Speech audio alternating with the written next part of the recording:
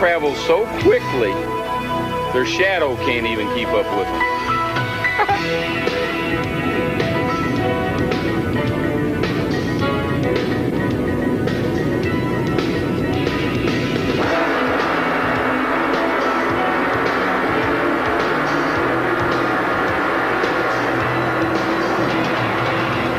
So fast that the white lane markers are solid and the crowd's a blur. Unbelievable, side by side. Wow, what a first lap. Man, we're thundering down that racetrack at over 300 feet per second. Velocity. If you're looking for an explanation, see your Webster's Dictionary. If you want to live it, see Talladega. Wow, what a first lap.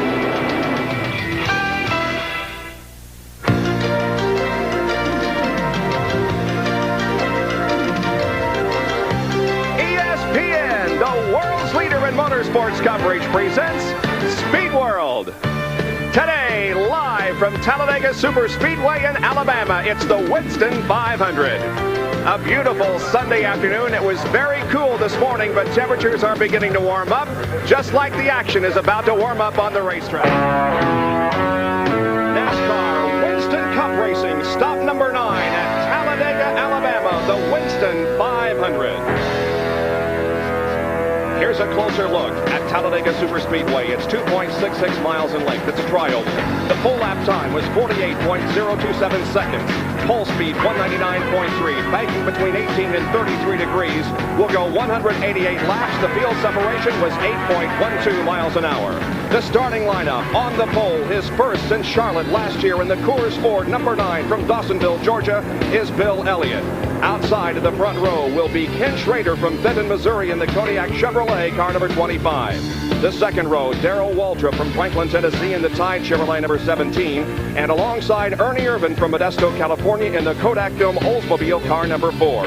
Going to row number 3, it's number 3, Dale Earnhardt from Kannapolis, North Carolina, the GM Goodwrench Chevrolet, and Mark Martin from Batesville, Arkansas in the Folgers Coffee Ford car number 6. Going to row number 4, it's Springfield, Wisconsin's Alan Kowicki in the number 7 Xerox Ford. And then the defending champion of the race, Davey Allison from Hueytown, Alabama in the Haviland Ford car number 28. The fifth row consists of Harry Gant in the number 33 Skoal Bandit Oldsmobile. He's from Taylorsville, North Carolina. And from Owensboro, Kentucky, Michael Waltrip in the number 30 Country Time Lemonade Pontiac. In the sixth row, it'll be Kyle Petty from Randolph, North Carolina in the number 42 Pete Pontiac. And alongside the Heinz 57 Pontiac, number 57 from Berwick, Pennsylvania is Jimmy Spencer. Rob Moroso starts 13th. He's from Madison, Connecticut, the Crown Petroleum Oldsmobile number 20. And then from Chesapeake, Virginia, the number 5 Levi Garrett Chevrolet, driven by Ricky Rudd. Sterling Marlin starts 15th in car number 94, the Sunoco Oldsmobile. And then the Citgo Ford from Hickory, North Carolina, Dale Jarrett in car number 21. And as you look at the rest of the starting lineup, you can see that the field is behind the pace car going through the 33 degrees of banking between turns number 1 and 2.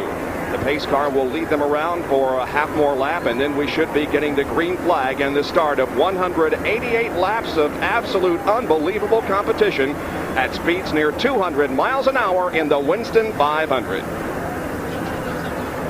They move through the trioval now. Remember, the starting line is near turn number 1. Here's the green flag. The race is on.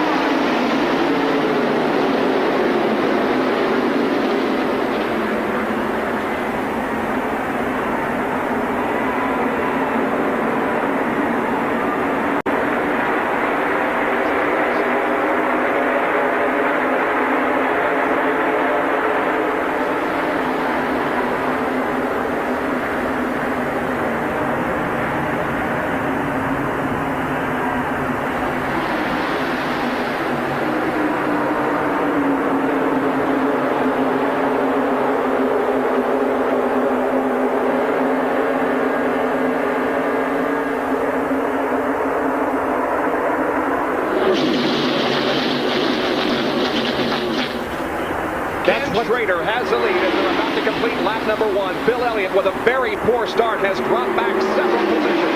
It is Ken Schrader, followed by Dale Earnhardt as they head to turn number 1. Once again, Ernie Irvin is running third. That's what you were talking about, velocity. When they went by that camera at 200 miles per hour. What an exciting race this is. Darren Waldron and Davey Allison battle side by side for that fourth position. A big traffic jam behind. That's Ken Schrader battling with Dale Earnhardt. But Dale Earnhardt takes the lead going into turn 3. Didn't take him long to get from his 5th position up to the lead. Earnhardt will come off the 33 degrees of banking into the tri-oval and win the lead. Looks like they are going to be able to. Yes, they have. They move right back. Davey Allison running in 5th position in the complete lap number 8.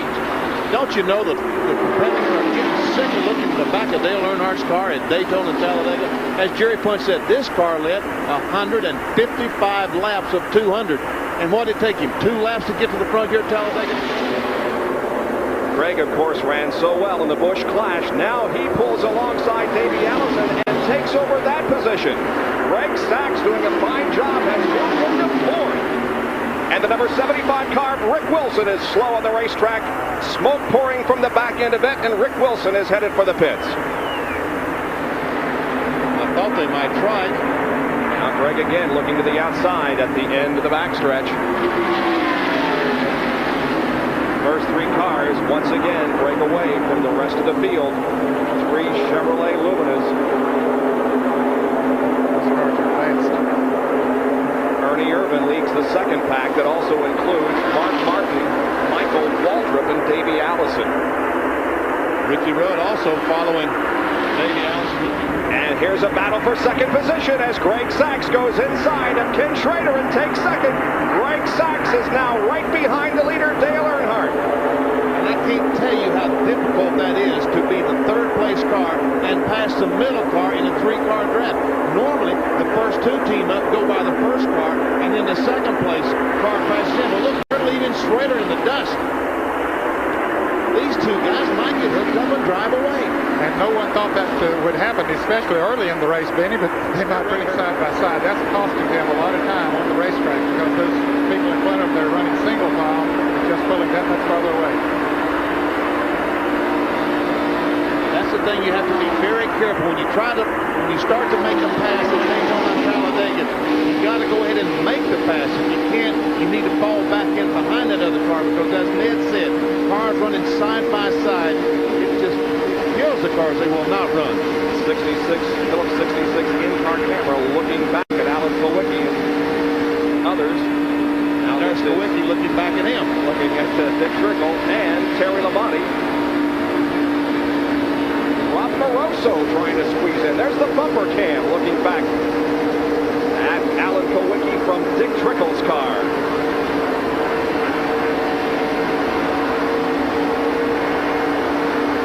How fast that white line goes by.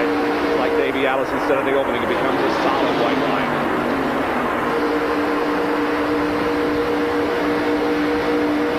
That's about 14th through 20th position we're watching here now. Alan Kowicki started at 7th and now running about 17th. Greg Sachs continues to lead. Now it is a 4-car battle, and Dale Earnhardt takes a look to the inside down the back. He came by, we saw him skitter up in turn 1, and the car has gotten very, very loose. They're concerned about possibly having a tire going down.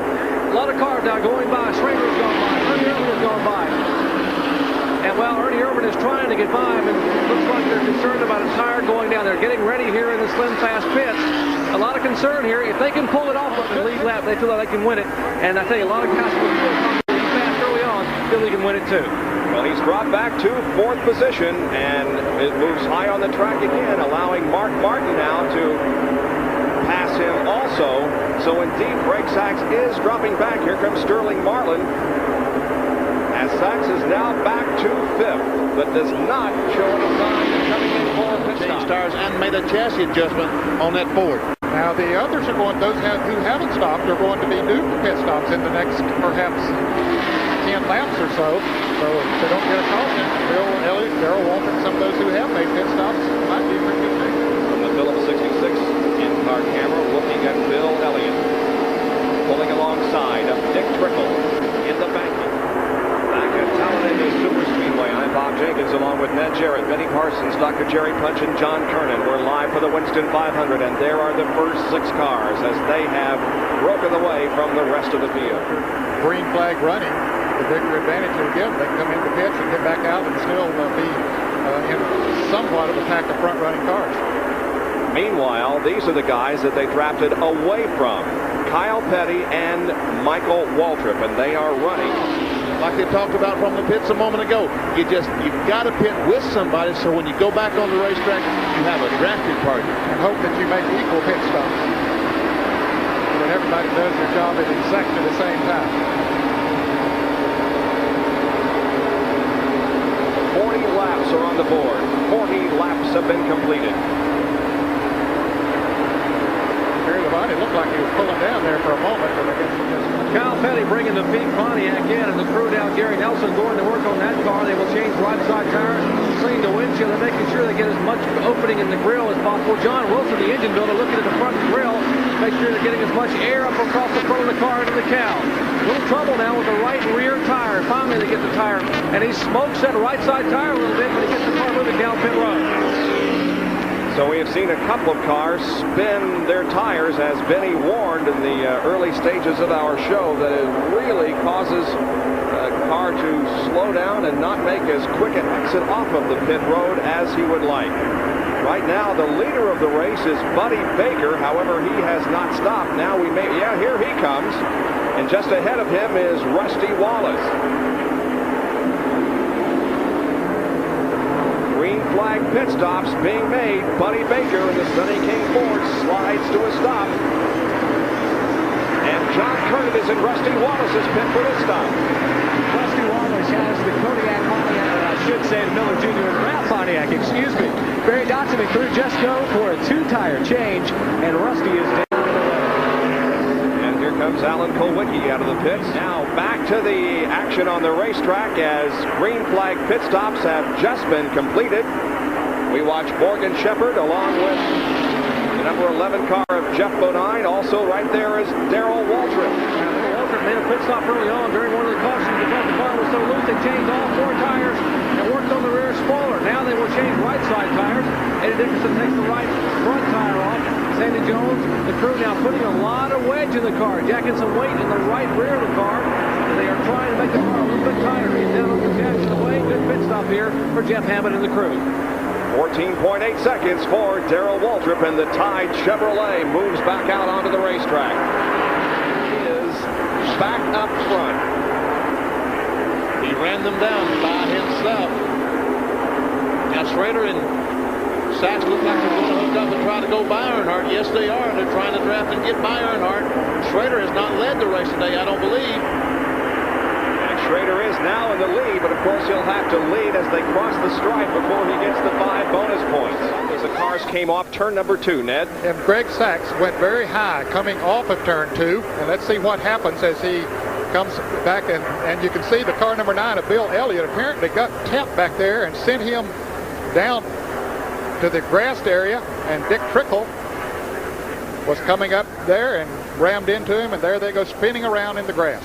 You know, if Trickle hadn't been there, Bill Elliott might have flown over and over and over because his car was clearly airborne and wanting to roll. It sure was. Bill Elliott is very lucky that Trickle was right there. We'll replay it from the punches in Dale Earnhardt's pit. Lead cars take advantage of this caution flag and get a change of tires. It'll be a 4-tire change for the Goodwrench Chevrolet. Likewise, the Kodiak car of Kenny Schrader. A break for Schrader somewhat. His car was really loose, and I'm told that when Earnhardt went by a minute ago, Schrader had backed off when Earnhardt went by. Schrader on the bottom of your screen, and this Kodiak crew now changing left side tires. Likewise, the Earnhardt on the top of your screen. The Goodwrench crew now drop Earnhardt's car, pushing down pit road. Now the Kodiak crew push Schrader just by the back of Ernie Irvin. All of them really scampering down. Coming out of one car, 4 tire changes and rushing back toward turn 1. Mass exit from the pit area.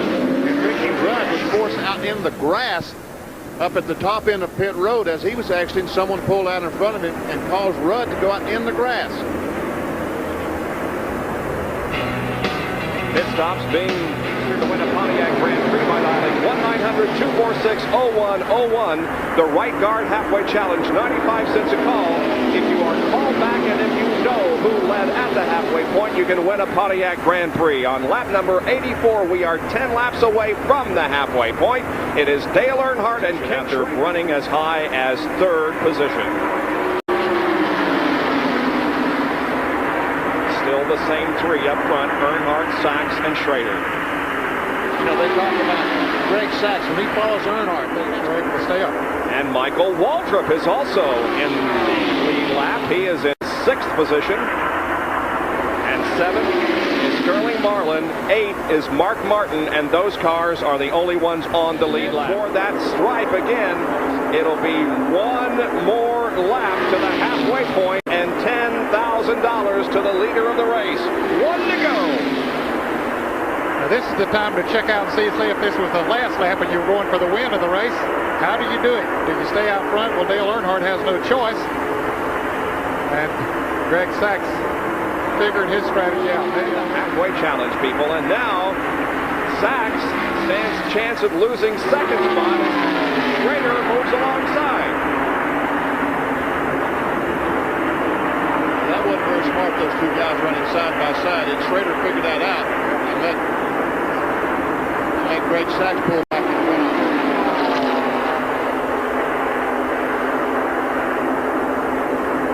Show you that without any major loss. However, we have had a crash while we were watching that piece from the museum. The crash occurred on lap number 105, and the car sitting for the outside of the wall is Dale Jarrett in car number 21. Alan Kulwicki's in car. Looks like someone blew an engine up there. A lot of smoke right in front of Dale Jarrett's car, and of course Alan Kulwicki can't see anything. There's Darrell Waltrip as Alan spins around and heads down to the inside. Buddy Baker went by, spinning on the inside. Now we'll look at it in real time and listen.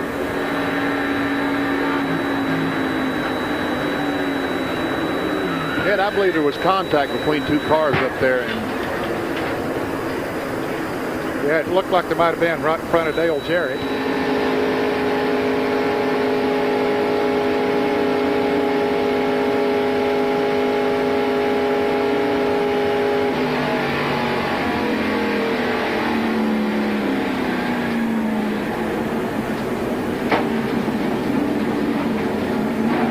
I believe it was Strickland and Martin having a cigarette.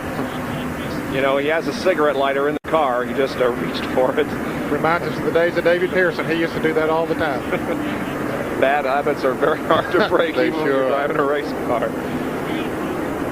So Ricky Rudd, also represented, the road racing representative invited by IROC. And those Dodge Daytonas just put on an unbelievable show. Martin Brundle finished 5th, but was very, very good. Did you like that race? You saw it. I thought it was a fantastic race. Probably the best They I only took on 2 times to make that quick pit stop because Earnhardt had a very good pit stop. Green flag waiting. The only other car on the lead lap in 8th position is Terry Labonte. Lap 127. Here we go back to green. 8 cars on the lead lap. Mark Martin in the Folgers Ford leads them into turn 1. Now that's Chad Little in number 19 to the inside of Mark. You know, that's just like being in the left-hand lane, the fast lane on the interstate. Some slowpoke in front, and you can't get around him. Ernie Irvin don't have any slope. The slowpoke is air. He just can't break it. Look here, Sachs takes the lead. Again, Greg Sachs shows the muscle and passes Dale Earnhardt and takes over the lead position.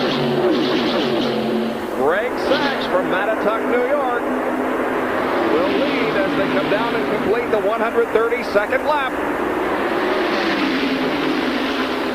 Must be dropping back a little bit because here comes Michael Waltrip, who is in 7th position, and Michael is about to take over 6th position from Sterling Marlin. Here it is. Yes, Michael goes to 6th, 2nd.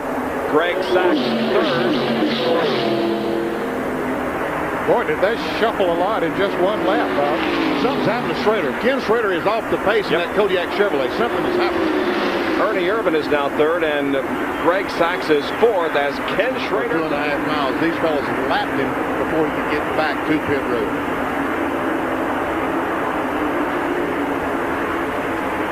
There's Schrader, who has finally made it around to his pit. They're going to raise the hood on the Kodiak Chevrolet and check it out. Jerry Punch, can you tell us what they're doing? Well, Kenny Schrader said a moment ago he thinks the motor may have come apart in the car, and so the crew chief, Richard Broom, and Kenny Bingham, the engine builder, have run back to the garage area to meet him back there. But Schrader has pulled the car now onto pit road. They have raised the hood. David Oliver and the rest of the Kodiak crew here looking, and now Schrader will shut the car off, and Mike Slattery and the crew will button it up, take the window net down, and apparently pull Schrader out of the car. Tough break after a great run for Kenny Schrader. Schrader came into the race 8th in Winston Cup points. He has been in the top 10 5 times. And now we have a battle for the lead once again as Mark Martin challenges Dale Earnhardt on the outside. He and Ernie Irvin are hooked up. Person from Williamsburg, Virginia, who won a Pontiac Grand Prix knowing that Dale Earnhardt was leader at the halfway point in the right car. Amazing how strong that car is today. It really is. You know, you said Paul Newman might be an Indian. If you walk by a television and turn it on ESPN, he certainly isn't watching those IndyCar practice. I'll bet he's watching TV. It remains Dale Earnhardt and Greg Sachs hooked up, pulling away from everybody else in the Winston 500. Sterling Marlin in car number 94, who was on the lead lap, one of the 7 cars on the lead lap, has pulled in and dropped out of the race. So now only 6 machines remain on the lead lap. And there is Ken Schrader as the leaders pass by. Schrader was one of those who was right up front with the other 2 throughout the most on the racetrack. We understand. Now, we were going to tell you a story involving Harold Kinder. Let's do that. But Jerry able to recuperate at home, undergo some rehabilitation at home, and be back on his feet hopefully within a few weeks. And if you don't believe he was in charge the whole time, just ask the nurses up on the 8th floor at Halifax Hospital. Bill France Jr. ran NASCAR from his hospital bed for about a week and a half, undergoing surgery repair there, but he is home now and operating NASCAR from his bed at home. We are watching pit stops here. A lot of action going on pit road. Earnhardt on the bottom of your screen. Greg Sachs on the top of your screen now. The ultra-fast crew now scampering around the left side of the car. Earnhardt's crew already have them on the left side of their car, changing left side tires. Now you're seeing a real congestion up and down pit road. And Earnhardt's car now moves in. Now Sachs moves away. You're seeing Mark Martin headed back to turn 1. A lot of cars, almost every one of the pits for a 4-tire change here on the flag. Well, Greg Sachs did beat Ernie Irvin out of the pits, but just about everybody else got out ahead of Greg Sachs as he moves back into the pack that's forming behind the pace car. I'll tell you, this car. If you have Sachs following behind us, the 2 of us, the 2 Chevrolets, can hook up and pull away and leave everyone else behind. And we'll settle this race between 2 Chevrolets and leave everyone else in our dust. Interesting situation, strategy being played out here. That's what that looks like. Let's start finish line. Pace car is already out on the track down in turn 1. You can see it just ahead of the cars as they get slowed down. Field slowing dramatically here. The driver's punch again.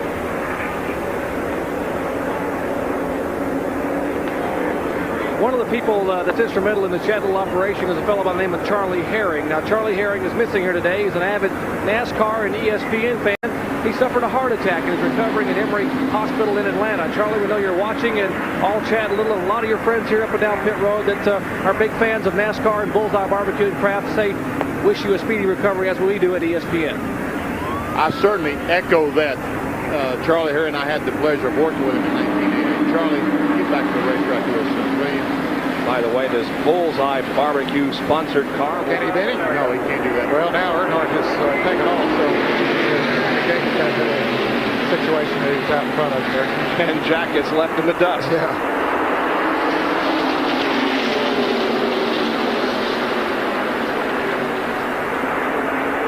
How about that? Can you believe this? The 3 and the 18 cars are Marty Sachs. In fact, Earnhardt and Childress both feel that Sachs may have a little more strength than they do, which is really unheard of almost in NASCAR racing. But one thing Earnhardt said to Childress was, I want to... Martin continues to lead Irvin. Earnhardt continues to lead Sachs. If the move is going to come, it will come one more lap from now. Yeah, he won't make a move on this lap. That's for sure.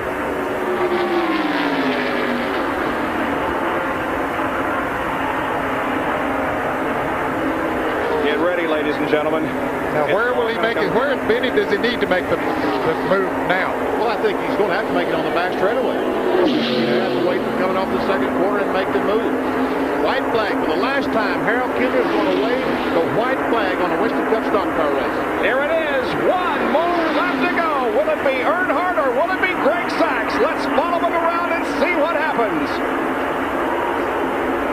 Earnhardt keeps a rod down on the bottom of the racetrack. Sachs backed up to get a good run off the second corner, Ned. Yep, didn't back up too much. I think he did because Earnhardt saw that move. Look, Earnhardt all the way down, almost in the grass.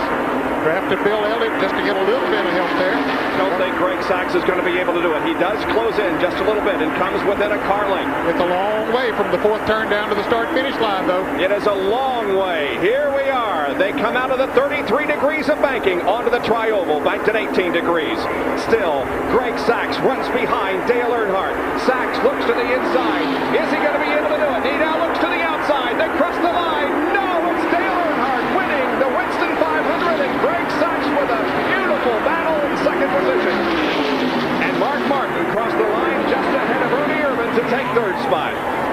And the Richard Childress crew celebrates on pit road, and Jerry Punch is right there. Richard, I know you probably had to have some doubts. You knew Sachs was awful strong. Yeah, but when you got Dale Earnhardt on the last lap, I mean, that's like having a bunch extra. You know, you came up and said that we had a little, you know, they had a little extra. We did too. We had Dale Earnhardt in the car. Well, he certainly made that Goodwrench Chevrolet awfully wide in that final lap. Earnhardt is in victory lane. We go to Jerry Punch for our Sears Road Handler Winner's Circle interview. Jerry? Dale has climbed out of the car and celebrating here with wife Teresa and daughter Taylor Nicole. And Dale, congratulations on a great effort. Thank you. I'd like to thank the Lord for a safe race, and Richard Childers and Goodwrench crew for a good race car. It's the same car we had at Daytona, and we didn't run over anything this time on the last lap. We made it back. A lot of concern in the pits that they thought that possibly Sachs would have something left for you in that final lap. But they said when they saw you had him coming out of 4, they knew you would hang on. He was strong. I'm going to tell you he had strong, but always before he had some help behind him. So you know, it just I just had to work him. Elliot helped some on the back stretch. He was going along the bottom, and I drafted off him. And Sachs was still strong, man. He was still strong. But we beat him back. I was really tickled. After the run today, it has to make up a little bit for Daytona. Well, it does. But still, we got to win Daytona. Daytona's not Talladega, but we're tickled to death to come down here. We hadn't won here since about 85 or so, and the guys are really excited about it. Good friend Neil Bonnet watching at home. I'm sure he's celebrating too. Yeah, I hope he is. I hope he watched it. This is a typical Neil Bonnet race here. It's the kind of race he'd like to enjoy being at, and you know, I'm anxious to see him well and back and doing what he wants to do. But you know, I would like to say hi to him and my mom and my daughter and the son back home, Kelly and Kerry, and you know, everybody's just doing so great here in Victory Lane. We're having a big time. Dale Earnhardt wins the Winston 500 and becomes eligible for the Winston Million, and a young man who had a whale of a race is standing by with John Kernan. Thank you, Jerry. Greg Sachs, second place. It's a good return to the sport right here. Well, it sure is, and it's a credit to my man right here, Gary D. Hart, and the Hendrick organization. You know, Charlie and Randy Dorton, they put this engine together, and it's a great car. Gary built this car from the ground up, and I know a lot to him. You know, and if it wasn't for the back and the Ultra Slim Fast, you know, I wouldn't be here today, so that's great. When you tried the move on Earnhardt, did he just have too much car for you? Well, you know, the best two cars finished first and second. What can I say? A little disappointed that I didn't win it, but we had a heck of a run, and you know, Dale and I had hooked up quite a bit through the day to break away from the field, and that was kind of the strategy. Let's go out and race for it and let the best man win. And today was Dale's turn. Maybe tomorrow will be mine. Well, congratulations and better luck next time. Greg Sachs, second place finisher, but still pretty happy guy down here near the gas pumps. All right, and the 200-mile-an-hour barrier was broken here this afternoon on lap 159. Dale Earnhardt turned a lap at 200.587. Back in a moment.